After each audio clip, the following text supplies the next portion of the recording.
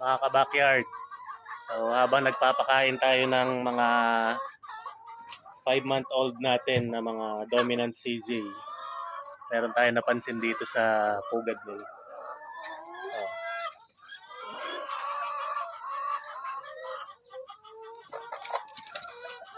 And guys, first egg ng ating mga bagong layers. No? So nag-i-start na talaga sila. Siguro yung kahapon to, yung dun sa video natin. So maganda na rin yung size ng itlog niya. No? Pero wala siyang dugo. No? So, first egg. So itong mga dominant CZ natin guys, actually wala pa silang 5 months eh.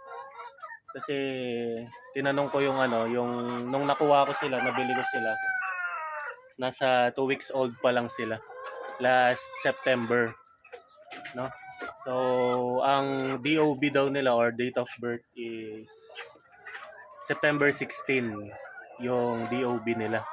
So wala pa silang mag 5 months pa lang sa February 16. No? So yung pag-aalaga natin ng almost 4 months sa mga dominant CZ natin is yan, nagbubunga na, no? Kagandahan doon, no? Kahit napaaga, pero sa atin napaganda. Okay?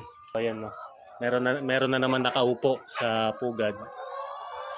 And marami na rin yung mga nagpapahiwatig, no? Nagpapakita ng sign na malapit na silang umitlog. Yan, no? So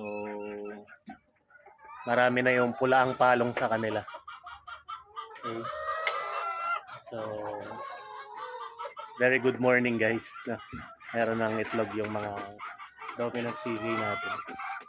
So yun lang mga ka-backyard. Maraming salamat.